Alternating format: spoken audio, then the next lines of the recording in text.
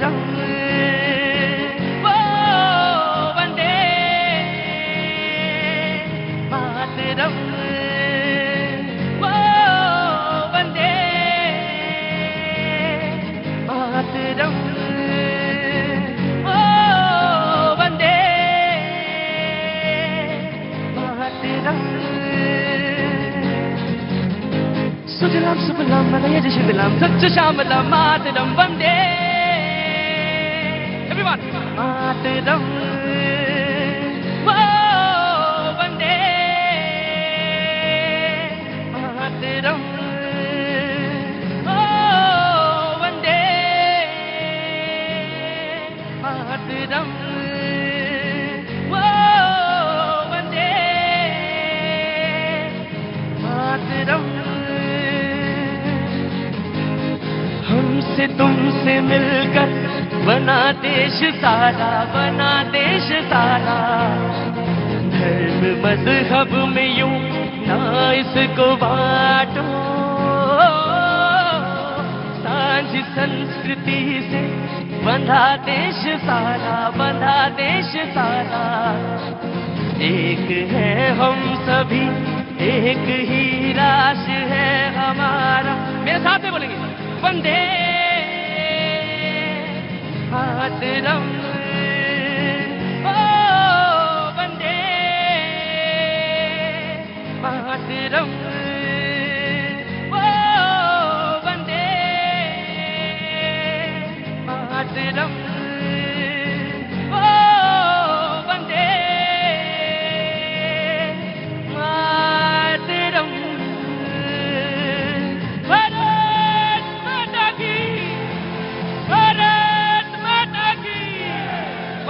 धन्यवाद आप सभी का। बहुत बहुत शुक्रिया, बहुत बहुत शुक्रिया, थैंक यू सो मच। बातचीत के सिलसिले को जोड़ने के लिए एक बार फिर से मैं आपके बीच में हाजिर हूं। वो तमाम सारे लोग जो आज शो में शरीक हो रहे हैं, उन सब का बहुत बहुत शुक्रिया, थैंक यू सो मच। जो पहली बार शो में आ रहे हैं, उन सब का, नन्हे मुन्नों का, उनके मम्मी पापा का, उन तमाम सारे लोग जो शो में शरीक हुए हैं देखने के लिए, बहुत बहुत शुक्रिया। उत्साह अच्छा लगता है, बहुत अच्छा लगता है उत्साह, लेकिन अति उत्साह जो है वो गड़बड़ है। वो तो अति उत्साह से बचा जाए। उत्साह बहुत अच्छी चीज है, तो वो जो इंस्पायर करता, उत्साह इंस्पायर करता, लेकिन अति उत्साह जो है वो बच्चों को भी खतरे में डाल सकता है। इसलिए मैं पहले आगाह करता हूं और बता रहा हूं। बहुत बहुत शुक्रिया। आज जो मेहमान हैं मैं उनसे पहले तारुफ करा दूं। भाजी कहां से आना हुआ आपका, कहां से आए आप? अमृतसर से। बहुत बहुत गुरुओं की धरती को प्रणाम करता हूं, यहां से प्रणाम करता हूं। बहुत बहुत शुक्रिया। बहुत सारे लोग इस मौसम में देश दुनिया से लोग दिल्ली आते हैं या इंडिया आते हैं और दिल्ली में उतरते हैं, यहाँ पे शो में शरीक होते हैं। उन सब का बहुत बहुत शुक्रिया। कहां से हैं आप? हरियाणा सोनीपत। हरियाणा सोनीपत। रुद्राक्ष की माला पहने हुए हैं, बहुत महादेव की भक्ति है, बहुत अच्छी बात है। आप सब कहां से? दिल्ली से ही हैं जी। क्या नाम है आपका? कमल वशिष्ठ। और आपका बहन क्या नाम है? सृष्टि ओझा। तो आप कहां की रहने वाली हैं? यूपी प्रयागराज से। बहुत अच्छी बात है। मेहमान जो हैं मैं उनसे तारुफ कराता हूं आपका, जो आज के शो में मौजूद है। आकाश जादव जी, बहुत बहुत शुक्रिया, थैंक यू सो मच। जी जी, मैंने इन्होंने मोमेंटम पहले ही से सेट किया। हाँ जी, आप इसको कह सकते हैं, जो भी कह सकते हैं, जो भी आप कहना चाहें। आकाश यादव जी, इन्होंने, मैं तो कह रहा था कि आकाश यादव जी खड़े हुए, मैं ये कह रहा था कि आपका मैं परिचय कराने वाला था, क्योंकि शो में पहली बार आ रहे थे आप, और आपके लिए मैं ताली बजाने वाला था, लेकिन आप पता नहीं आज किस मूड में हैं, या कौन सी रैली के मूड में हैं, या किस तरह से, मुझे पता नहीं, समझ में नहीं आया। देश मूड में है हाँ। कि इस वोट चोरों को गद्दी छोड़ने लगाना है। अच्छा, बहुत अच्छी बात है। और जी, एक बार आराम से, बहुत अच्छी बात है। बैठिए जादव जी, बैठिए जी, बैठिए, बहुत अच्छे, बहुत बढ़िया। दूसरे राहुल लाल जी हैं, बहुत बहुत शुक्रिया, पत्रकार हैं, बहुत बहुत शुक्रिया, thank you so much. Anant Amit ji BJP से पक्ष रखने के लिए मौजूद हैं, बहुत बहुत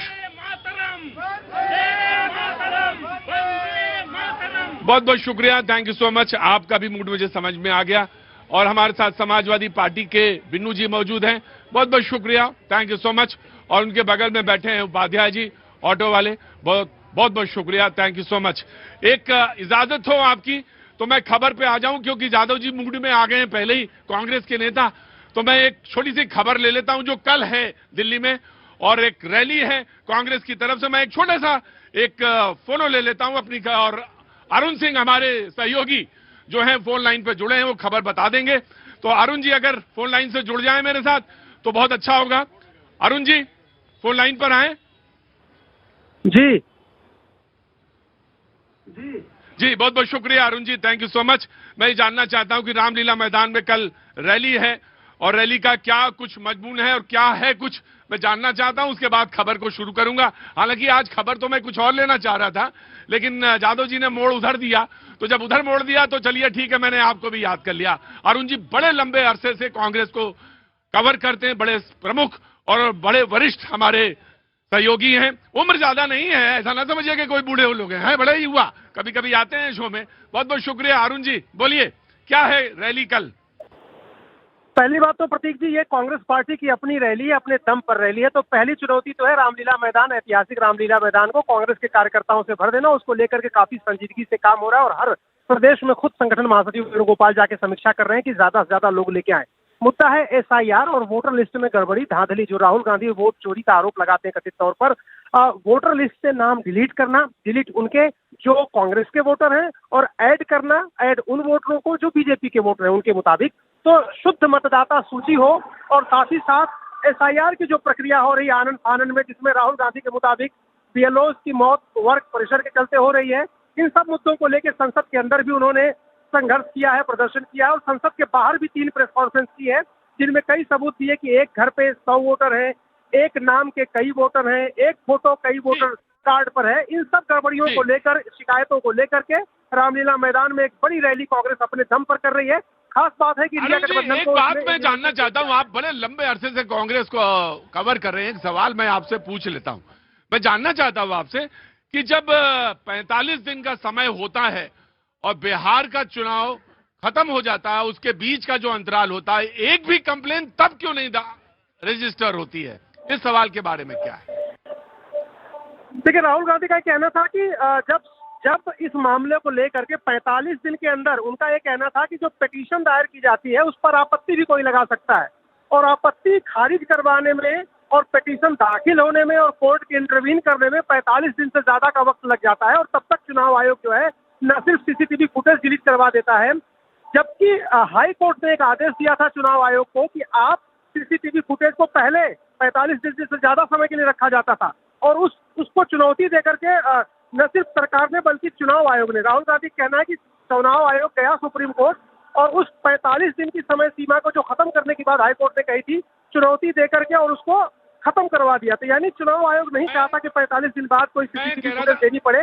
मैं अरुण जी मैं सवाल ये पूछा था एसआईआर को लेकर, एसआईआर की प्रक्रिया को लेकर, कोई कमियों को लेकर कोई भी आपत्ति नहीं, कोई भी आपत्ति नहीं, मैं ये पूछ रहा था।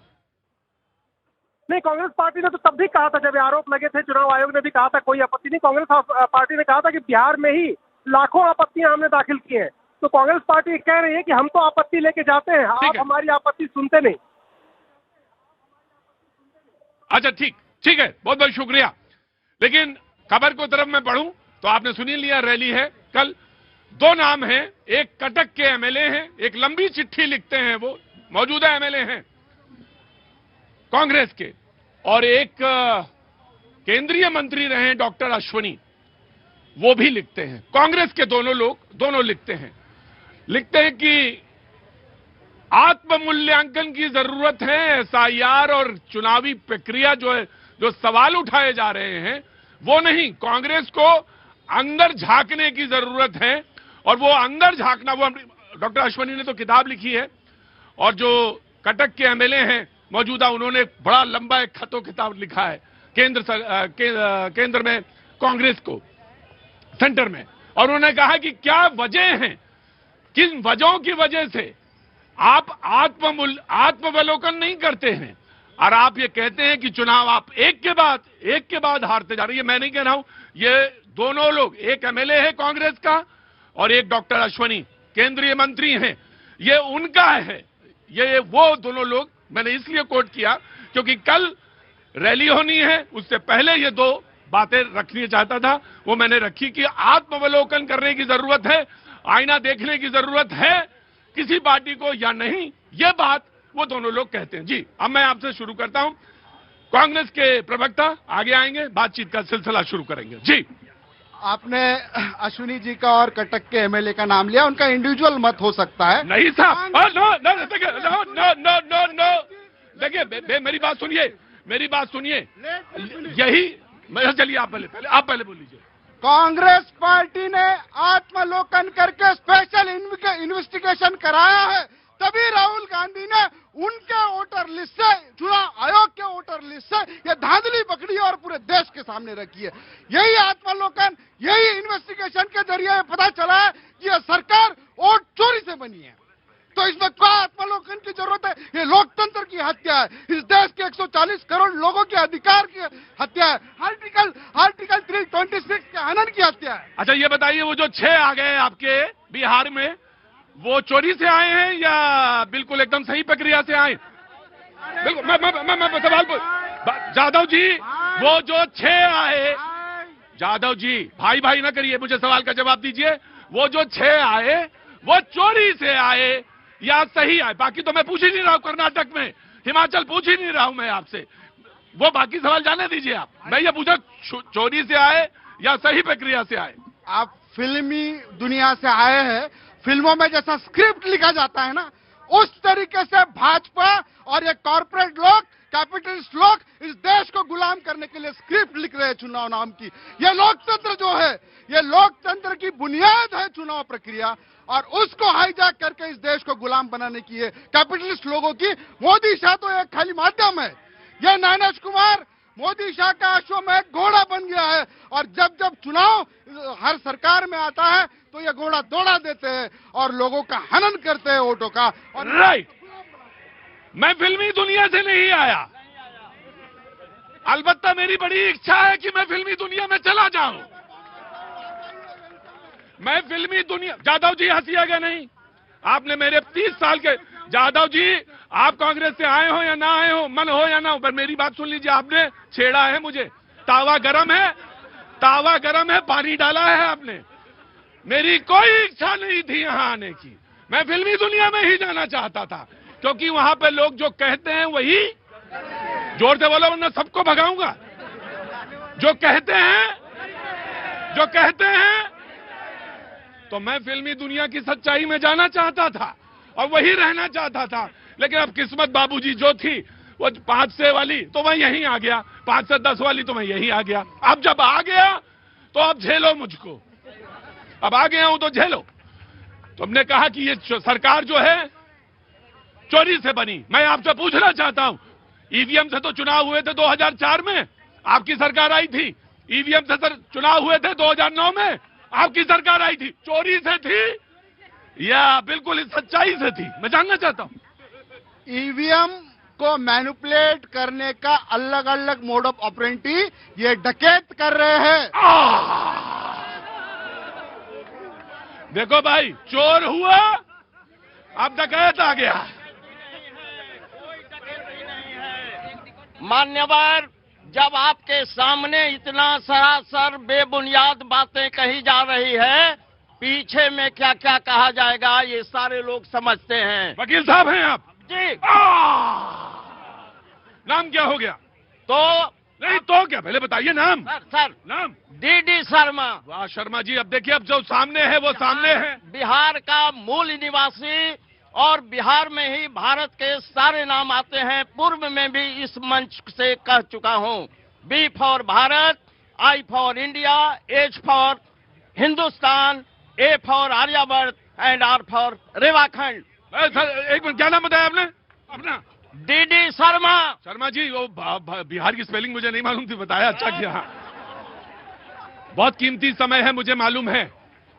सवाल मैंने क्या पूछा था, जवाब मैंने क्या आया? मैंने कहा 2004 में आपकी सरकार बनी, 2009 में आपकी सरकार बनी, चोरी से बनी थी, क्योंकि ईवीएम से चुनाव हुए थे और ईवीएम को लाने वाले आप ही थे, ईवीएम को लाने वाले भी आप थे। तो फिर बताइए डकैती, पहले आपने कहा चोर, फिर आपने कहा डकैत, और आप उस आदमी को कह रहे हैं जो फिल्मी दुनिया से आया है। समझ लीजिए, वो डकैत कब? हाँ, मैं डायलॉग डकैत, अभी मैंने डकैत वाला डायलॉग नहीं बोला है। फिल्म स्टार है भाई। तो बोलिए जादव जी, बोलिए चोरी से बनी 4 में या चोरी से बनी 9 में? हमने आदरणीय नेता हमारे राहुल गांधी ने इस देश के अंदर जो वोट चोरी का मसला उठाया है उसमें कहा ईवीएम पे उन्होंने शंका जताई है? या मेरे अल्लाह, तू देखता भी नहीं है इधर। अब सुनो, अब तो फिल्मी है मामला, अब तो पूरा फिल्मी है। अल्लाह, देखते भी नहीं हो। पहले ईवीएम था, पहले ईवीएम। अरे जादव जी, होल्ड मिनट, पहले ईवीएम था, अब ईवीएम, पहले ईवीएम था, अब वो लिस्ट आ रहा। उनको ऐसे नहीं बुलाते हैं, पिताजी को आराम से बुलाते हैं जी। ना तो बीजेपी, मैं बीजेपी से नहीं हूँ। हाँ सॉरी, हाँ जी। देखिए भैया जी, इस देश में लोकतंत्र यदि खतरे में रहा तो एक कांग्रेस की देन है। और मैं आप इनके प्रश्नों पर आता हूं। इन्होंने कहा कि इस देश में लोकतंत्र कैसे खतरे में है। आजाद हमारा देश 1947 में हुआ और 52 से एसआईआर की प्रक्रिया शुरू होती है और 2004 तक में 11 बार एसआईआर होता है और लास्ट 2004 में हमारी सरकार 2002-03 में होती है, 2004 में मनमोहन सिंह की सरकार होती है।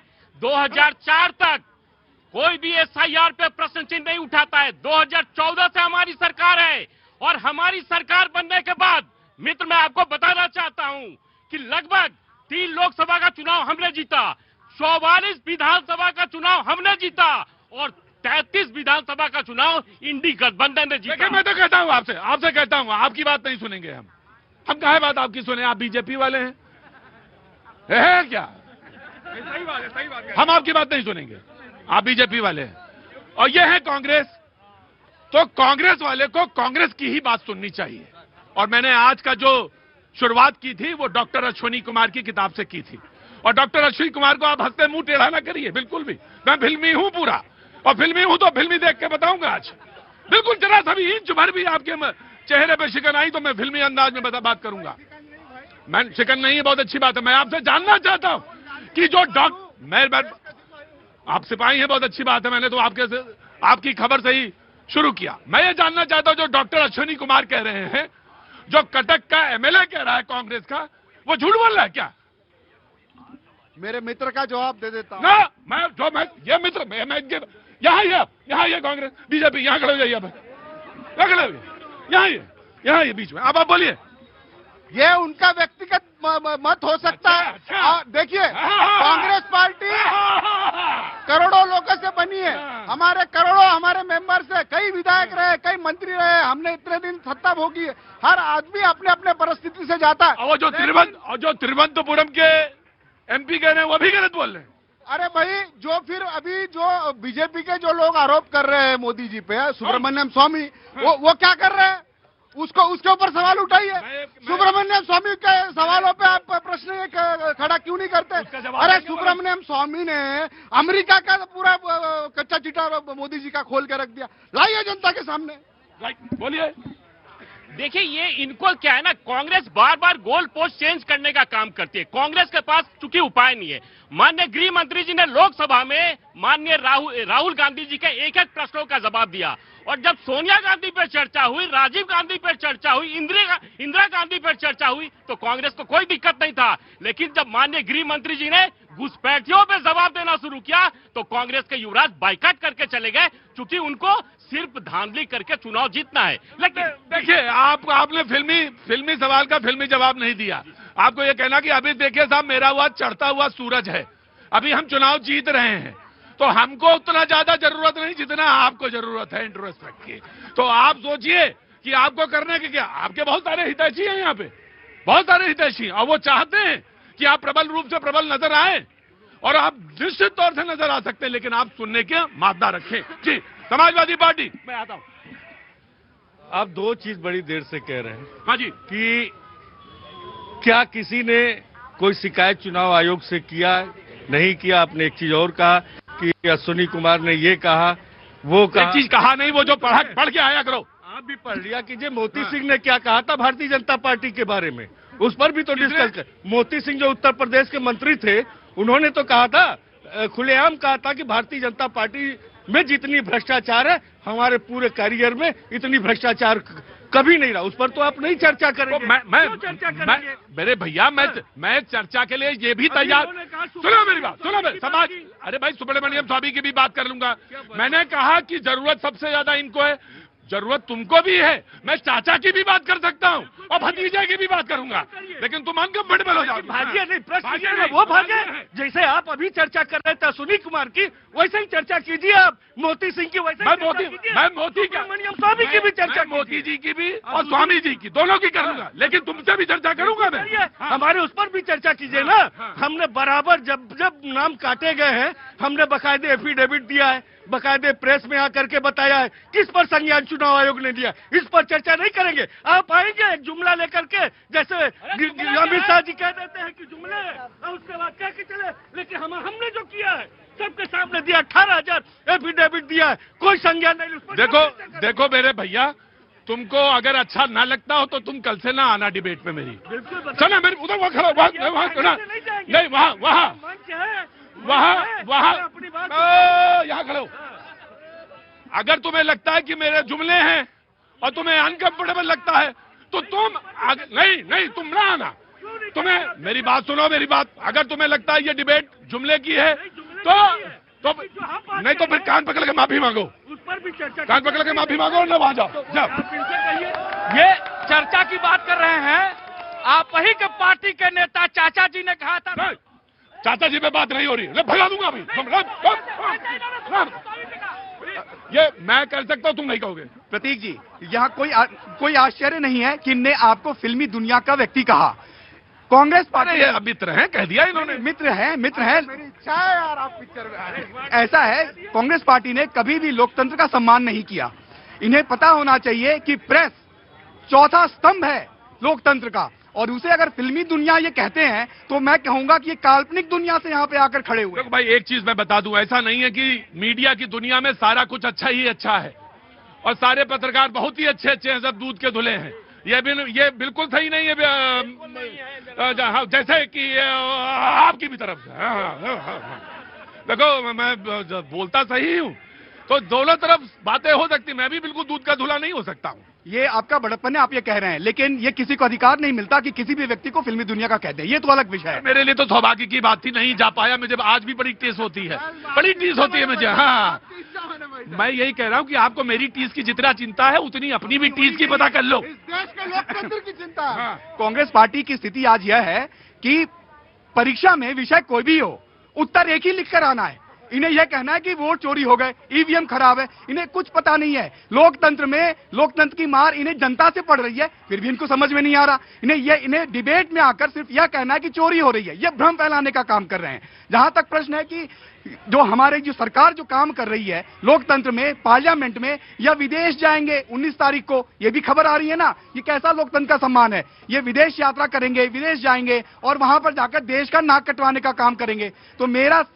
सुझाव मेरे मित्र को यह है कि यह पूरी तैयारी से डिबेट में आया करे ताकि जनता के बीच में विषय को अच्छे से रख सके। देखिए, आपने दो लोगों के नाम, विदेश तो देखो सभी जा रहे हैं, ऐसा बात तो देखो नहीं, विदेश तो सब जा रहे हैं। नेता प्रतिपक्ष भी जाएंगे विदेश, प्रधानमंत्री भी जाएंगे विदेश। विदेश जाने से किसको रोका जा सकेगा? लेकिन जो आपने दो लोगों के नाम बताए कि उन लोगों ने किताब लिखकर, कांग्रेस पार्टी के लोगों ने भी जो है कि इसके ऊपर कहा कि आत्ममंथन होना चाहिए, आत्मावलोकन होना चाहिए, आत्ममूल्यांकन होना चाहिए।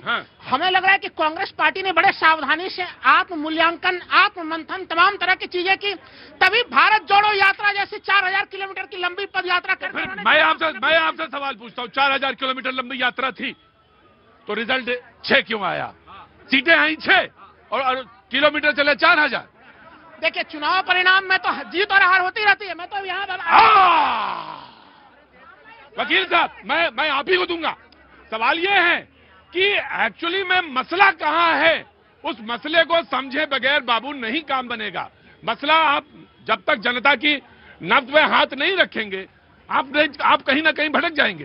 नहीं, हमें लग रहा है कि जैसे ये चुनाव में कौन जीता कौन हारा से ज्यादा बड़ा मामला ये है कि इलेक्शन कमीशन ऑफ इंडिया के प्रति लोगों में क्या उनके पारदर्शिता के प्रति प्रतिबद्धता की भावना है, अभी अनंत अमित जी ने एक बड़े अच्छा वाक्य की शुरुआत की थी अपने ओपनिंग स्टेटमेंट में कि एसआईआर पहले भी होता रहे देश में, लेकिन उसका विरोध नहीं हुआ ना 2003-4 तक में भी हुआ, लेकिन अब जब इस बार एसआईआर हो रहा है तो फिर क्यों विरोध हो रहा है? अब तक इसका पहले विरोध नहीं हुआ, यानी विपक्ष को विश्वास में नहीं लिया गया। ये स्थितियां पहले कभी नहीं बनी, तो ये विपक्ष और चुनाव आयोग के बीच में ये खाई क्यों बन रही है? देखिए, एसआईआर पे चर्चा तो वैसे तो पार्लियामेंट के अंदर भी नहीं, क्योंकि स्वतंत्र है वो, तो चुनाव आयोग वहां नहीं होनी चाहिए, लेकिन हुई चर्चा।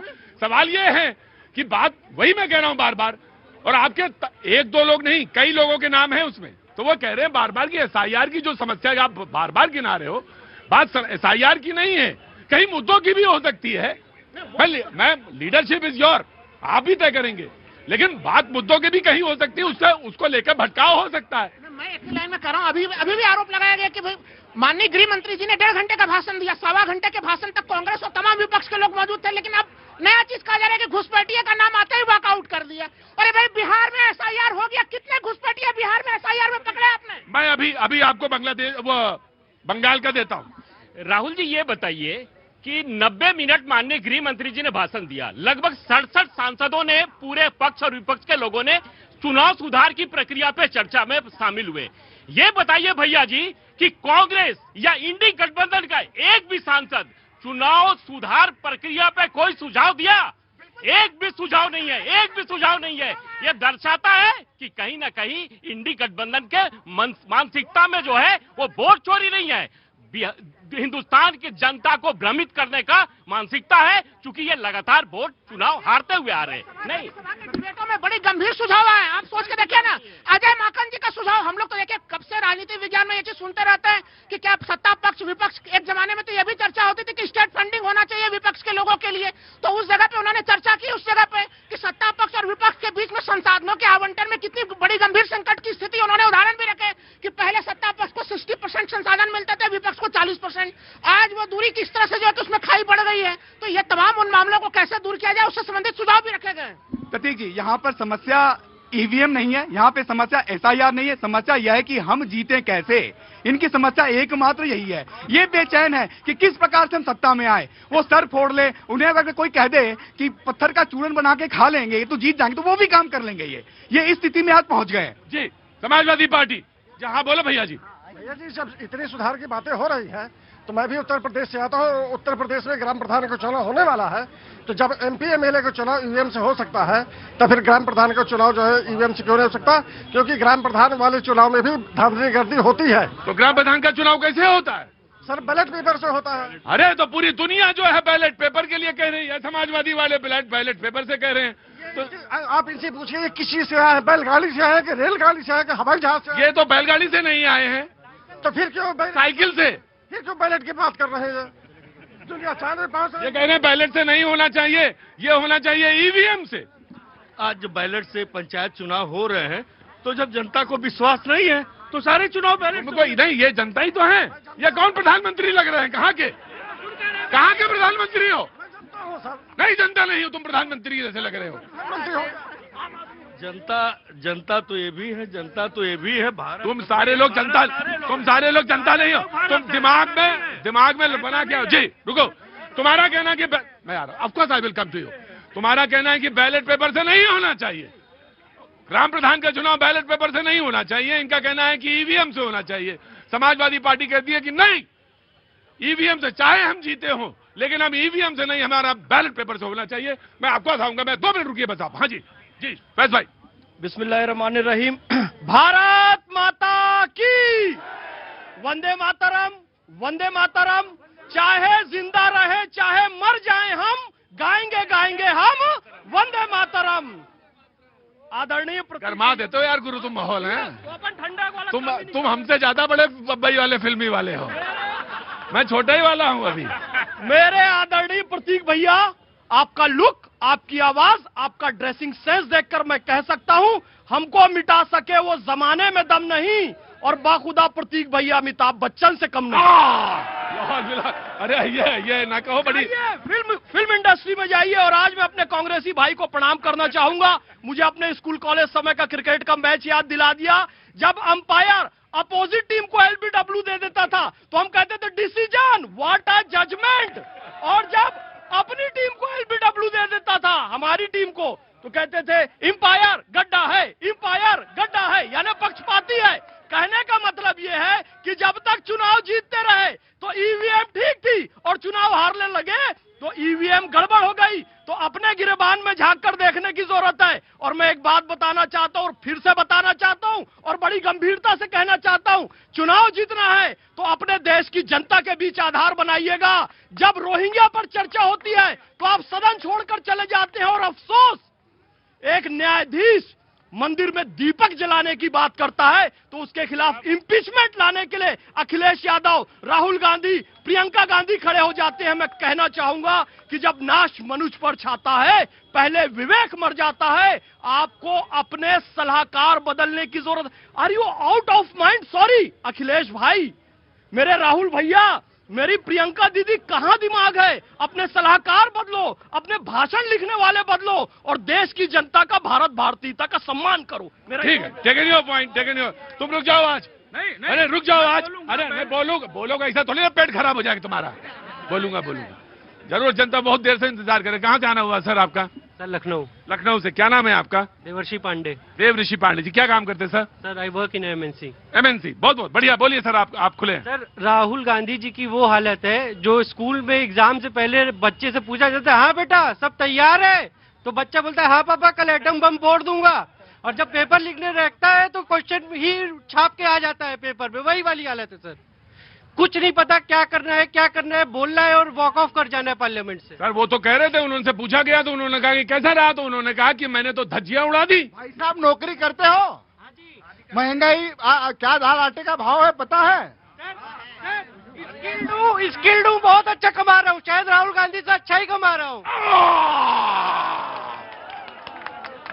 मैं जादव जी, मैं ज्यादा तो नहीं जानता ना, मैं तो आपके मुताबिक बकौल आपके कि बॉलीवुड से इधर आ गया, लेकिन इतना जरूर जानता हूं कि जनता के मुंह नहीं लगना चाहिए ज्यादा। 2 मिनट में कपड़े उतारती है चाहे जितने कपड़े। वकील साहब, हाँ जी आ गया बेटा, आ गया। कहाँ से आना हुआ? अरे उनको पहले तुझसे बात करेंगे। पहले कहाँ से आई? अरे कहाँ से आई?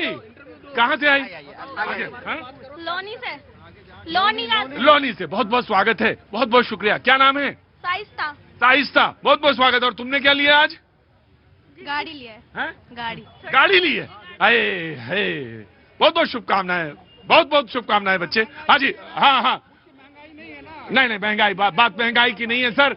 मैं तो ये जानता हूं कि गाड़ी जब इसने कोई ली होगी या कोई खिलौना किसी बच्चे के लिए लिया होगा तो यकीनन थोड़ा जेब की तरफ जरूर देखा होगा। मैं भी बाप हूं सर, मैं भी बाप हूं और मुझे पता है, नौकरी पेशा हूं, मुझे पता है सारी चीजें।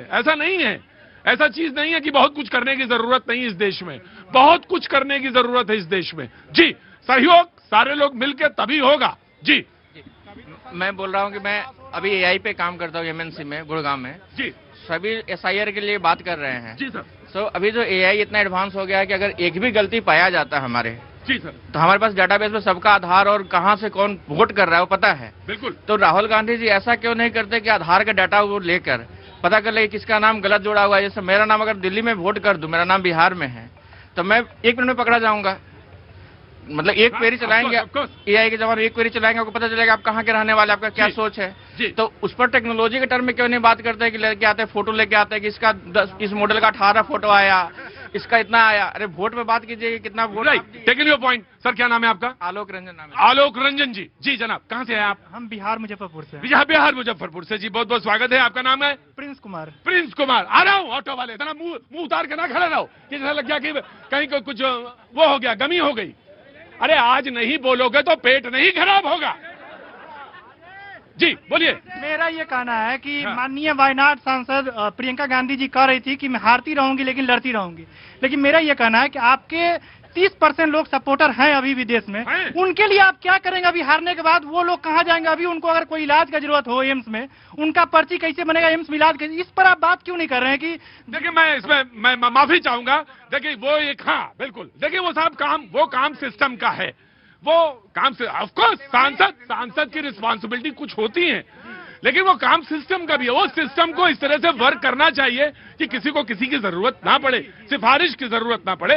तो वो काम तो सिस्टम में है और ये सिस्टम में होना चाहिए। जी साहब, मैं ये कहना चाह रहा था, जैसा भाई साहब कह रहे थे कि इस पे प्रियंका गांधी को सोच रही थी एम्स में इलाज कैसे होगा, तो इस पे तो मोदी जी को सोचना चाहिए 10 घंटा वंदे मातरम पे चर्चा की जगह 2 घंटा एजुकेशन और हेल्थ पे भी कर लें वो, ये ज्यादा इंपॉर्टेंट है। ठीक है, सुझाव है जी, मैं यही कह रहा हूँ, सुझाव है और वंदनीय है, कोई भी बात हो वंदनीय है और इसको स्वीकार करना चाहिए जी। लेकिन मातरम वही चीज है, वंदे मातरम।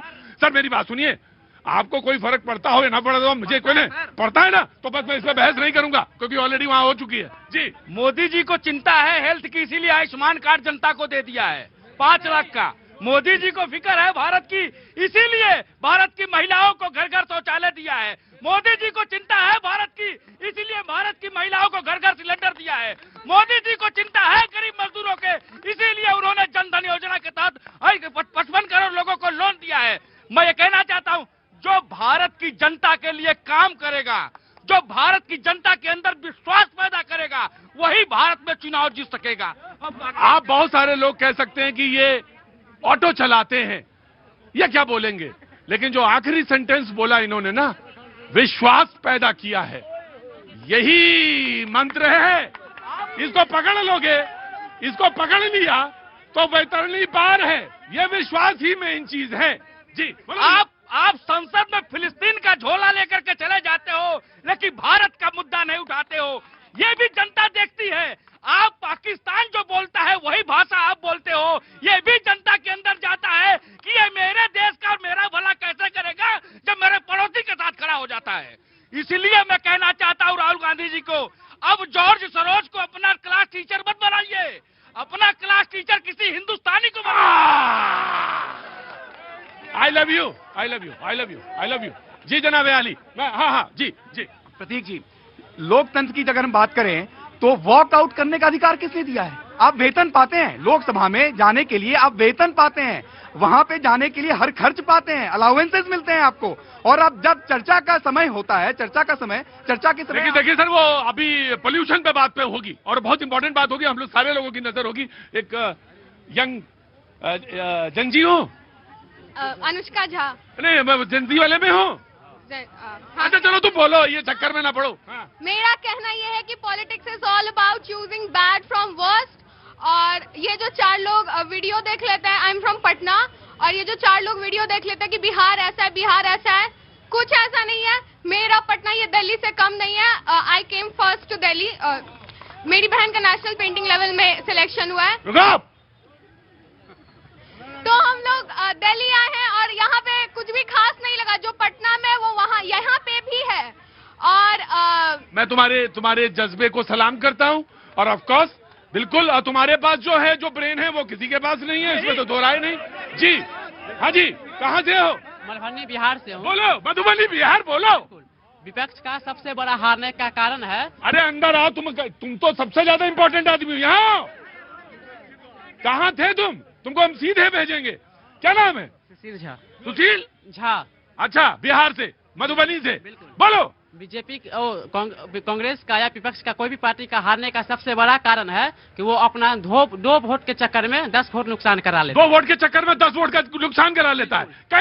कैसे? वो अपने आप को सेकुलर दिखाती है, लेकिन उनका एक धर्म के खिलाफ ज्यादा झुकाव होती है, क्योंकि बहुसंख्यक के खिलाफ वो कुछ ज्यादा ही बोल देते हैं। राजनीतिक विवादित वहाँ पे राम को कभी अमेरिका में जाके काल्पनिक बोल देते हैं, कभी वो कर्नाटक तेलंगाना का जो सीएम था वो कभी हनुमान को कुमारे का शराब पीने का अलग देवी देवता बता देते हैं। ठीक है जहाँ साहब इधर आइए, ये एक मिसाल हो सकता है, ये जरूरी नहीं कि ये बात हो, लेकिन 2 के चक्कर में 10 का नुकसान वाली बात तो महत्वपूर्ण है, लेकिन विषय जरूरी नहीं है यही हो, ये भी हो सकता है। तो वन ऑफ देम जी, मैं आ रहा हूँ, of course I will come to you, of course I will come to you जी, आऊंगा जी। जनाब देखिए यहाँ पे अभी रुको, पहले कांग्रेस। हाँ यादव जी, SIR आज आपने मुंबई मुझे पहुंचाया, मुझे तो अच्छा लग रहा, खुशी हो रही है।